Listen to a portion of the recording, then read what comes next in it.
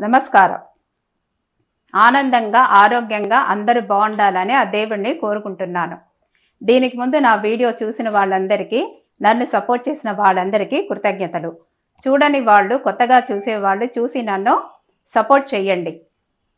వినాయక చవితికి 9 రోజులు 9 ప్రసాదాలు, ఒక్కొక్క రోజు ఒక్కొక్క ప్రసాదం అని నేను చేస్తున్నాను. మొదటి రోజు ప్రసాదము వినాయకుడికి ప్రీతికరమైనది ఉండ్రాళ్ళు చేశాను, వీడియో చూడండి. రెండవ రోజు చేసే ప్రసాదము పేరు మోదకము, వీడియోని చూడండి. ఈరోజు మూడవ రోజు ప్రసాదము వినాయకుడికి ప్రీతికరమైనది పరమాన్నము చేయబోతున్నాను. దానికి కావలసిన పదార్థాలు, అది ఎలా చేయాలో చూపిస్తాను.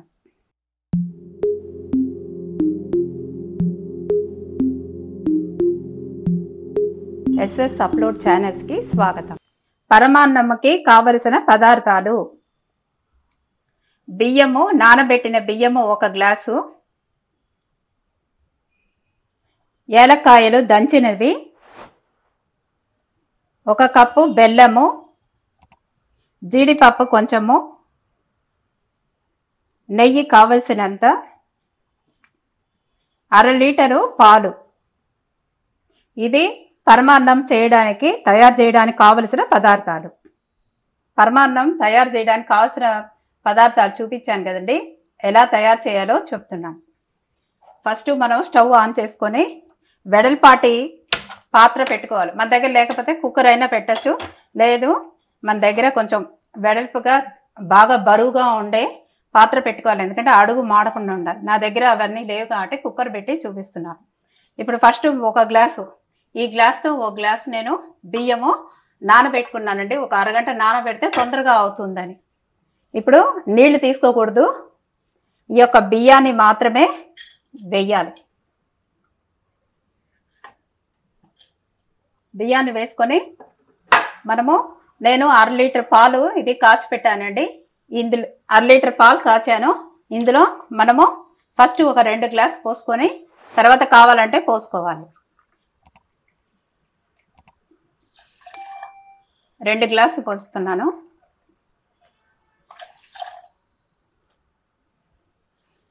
ఇప్పుడు ఇది బాగా ఉడకాలండి. గరిటె పెట్టుకొని పెడితే పొంగకుండా ఉంటుంది, అందువల్ల ఇలా గరిటె పెట్టాలి. దాంట్లో పెడితే తొందరగా ఉడుకుతుంది, పొంగి బయటికి రాదు, ఎందుకంటే పాలలోనే ఉడికిస్తున్నాం కాబట్టి. దీంట్లో పాలు కూడా చిక్కగా నీళ్ళు అవి పోయకుండా, పాలని నీళ్లు పోయకుండా ఉట్టి పాలతోనే ఈ యొక్క పరమాన్నం చేయాలి. చాలా టేస్ట్గా ఉంటుంది. ఇంకోటి, చాలా దేవుడికి నైవేద్యంగా పెట్టేటప్పుడు నీళ్లు కలపకుండా చేసామంటే అది ఇంకా మంచిది. ఆవు పాలు దొరికితే ఆవు పాలతోనూ చేయొచ్చు. ఇదే కాకుండా పాలలో నీళ్లు కలిపామంటే ఏమవుతుందంటే ఇంకా కొంచెం లేట్ అవుతూ ఉంటుంది. అందువల్ల కొంచెం చిక్కటి పాలు పోస్తే తొందరగా అవుతుంది. ఇప్పుడు ఇది ఉడికిన తర్వాత చూపిస్తాను.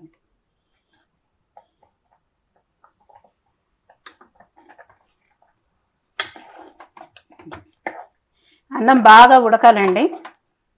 ఇప్పుడు అన్నం బాగా ఇట్లా గట్టిగా పాలంతా మొత్తం పాలు 1/2 లీటర్ పాలు కొద్ది కొద్దిగా మధ్య మధ్యలో చూసుకుంటూ పోయాలి, కలిగి పెడుతూ పోయాలి.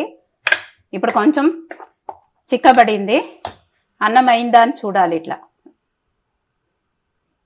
అయిపోయింది అన్నం కూడా. ఇంకా కొంచెం పాలు ఉందండి, అది కూడా పోసేస్తున్నాను.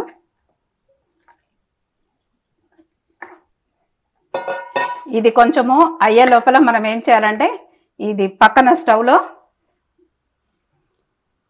బెల్లం పాకం పెట్టుకోవాలండి.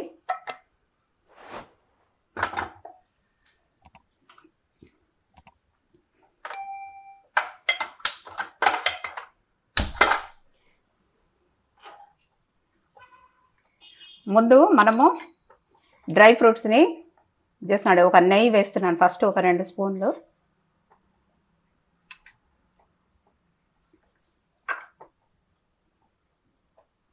ఇది బాగా కాగిన తర్వాత జీడిపప్పు వేస్తున్నానండి.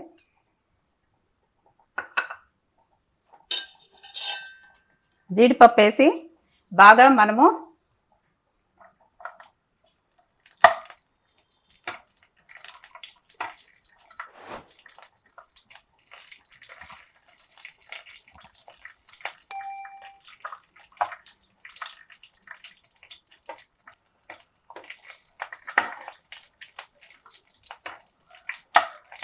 ఇది బాగా గట్టిగా దగ్గరికి వచ్చేసిందండి. పాలంతా ఇంకిపోయింది, అన్నం కూడా బాగా మెత్తగా అయిపోయింది.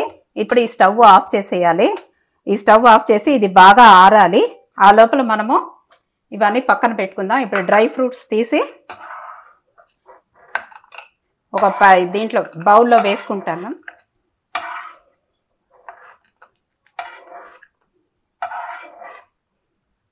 ఇప్పుడు మనము 1 కప్పు బెల్లం తీసుకున్నాం కదండి, బెల్లం వేయాలి.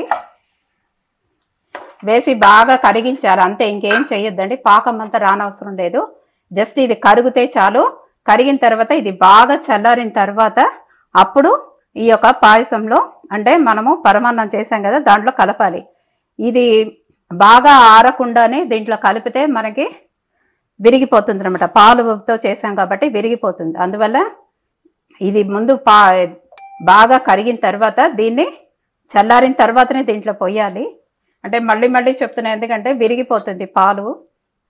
పరమాన్నంలో పాలతో మనం చేసాము అన్నం కాబట్టి. కొంచెం మనము ఏలకాయలు దీంట్లో వేసుకుంటున్నాను.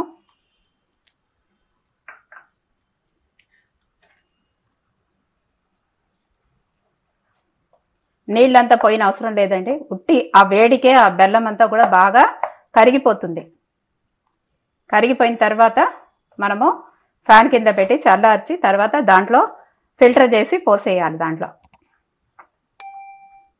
బెల్లం పాకం మంచి వాసన వస్తుంది. పాలతో చేసిన అన్నం ఇది చాలా మంచి వాసన వస్తుంది. ఏలక్కాయలు వేసేటప్పటికే ఏలక్కాయల యొక్క మంచి స్మెల్ వస్తుంది.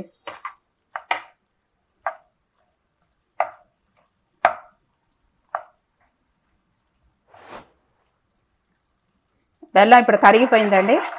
ఇప్పుడు మనం దీన్ని స్టవ్ ఆఫ్ చేసి చల్లార్చిన తర్వాత చూపిస్తానండి.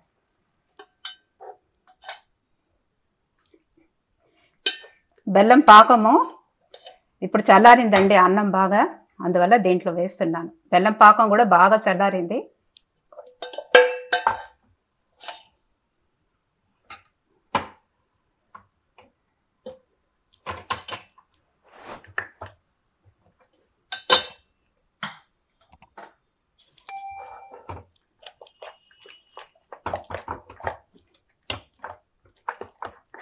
వేడికి బాగా కరిగిపోతుంది. తర్వాత డ్రై ఫ్రూట్స్, అది జీడిపప్పు, ఏలకాయలు ముందే వేసాను నేను.